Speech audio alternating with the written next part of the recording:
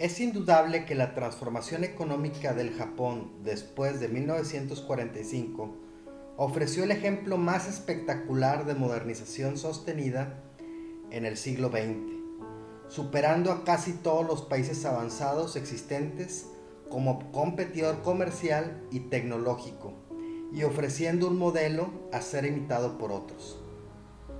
Ciertamente, Japón se había distinguido ya casi un siglo antes por convertirse en el primer país asiático que copió a Occidente, tanto en términos económicos como, desgraciadamente para ellos, militares e imperialistas. Aunque gravemente perjudicado por la guerra que para ellos empezó en 1937 y terminó en 1945 con la bomba atómica, poseía una infraestructura industrial que podía ser reparada y una población inteligente, educada y socialmente cohesiva, cuya determinación de mejorar podía ser ahora canalizada en empresas comerciales pacíficas. Durante unos pocos años después de 1945, Japón fue un territorio postrado, ocupado y dependiente de la ayuda norteamericana. En 1950 cambiaron las cosas, debido en gran parte e irónicamente a los fuertes gastos de defensa de los Estados Unidos en la Guerra de Corea, que estimularon a las compañías japonesas dedicadas a la exportación. Toyota, por ejemplo, estaba en peligro de quebrar cuando fue salvada por los primeros pedidos de camiones del Departamento de Defensa de los Estados Unidos, y algo parecido ocurrió con otras muchas compañías. Desde luego, hubo en el milagro japonés mucho más que los estimulantes gastos norteamericanos durante la Guerra de Corea y de nuevo durante la Guerra de Vietnam. Uno de estos factores, y quizá el más importante, fue su fanática creencia en conseguir los más altos niveles de control de calidad, tomando y mejorando perfeccionadas técnicas de management y métodos de producción de Occidente. Se benefició del empeño nacional en lograr altos niveles de educación universal y de poseer gran número de ingenieros, de entusiastas de la electrónica y del automóvil y de pequeños pero emprendedores talleres, además de los gigantescos Zaibatsu. Zaibatsu literalmente significa camarilla financiera. Define a un gran grupo de empresas que están presentes en casi todos los sectores económicos.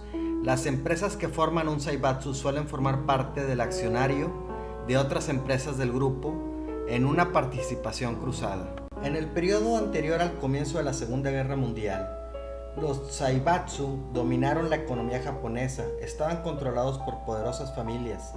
Los denominados cuatro grandes eran Mitsubishi, Mitsui, Sumitomo y Yasuda. Controlaban en 1937 un tercio de los depósitos bancarios de todo Japón, un tercio del comercio exterior, la mitad de la producción naval y la gran mayoría de la industria pesada.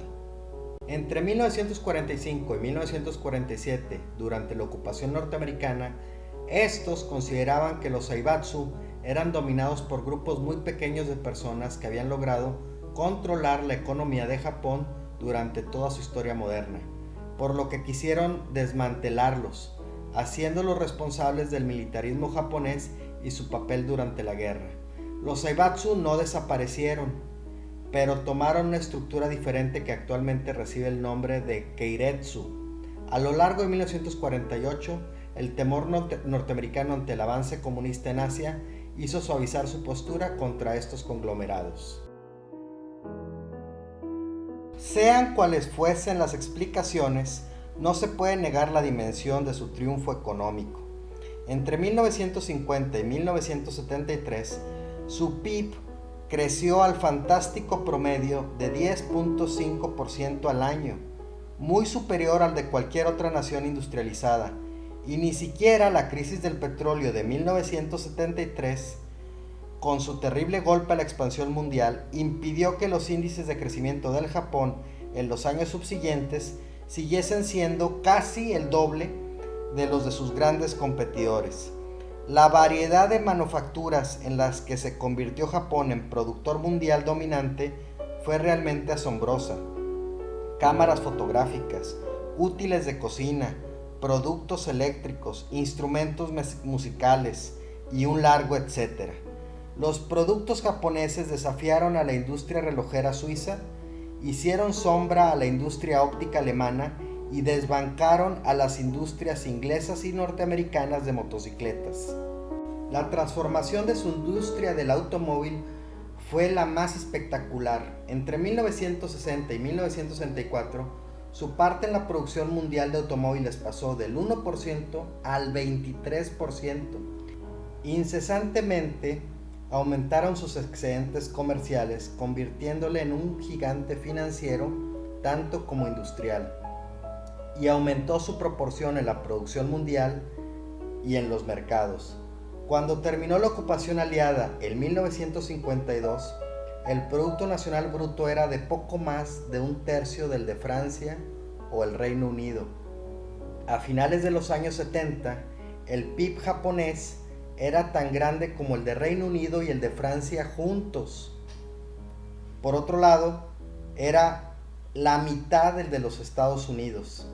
En una generación, su parte en la producción manufacturera mundial y el PIB habían crecido de un 2 o 3% aproximadamente a un 10% anual.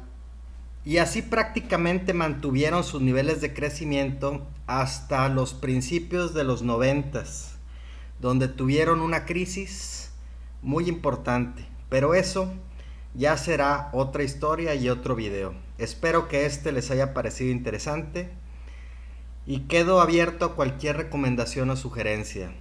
Sin más por hoy, agradezco su atención. Muchas gracias.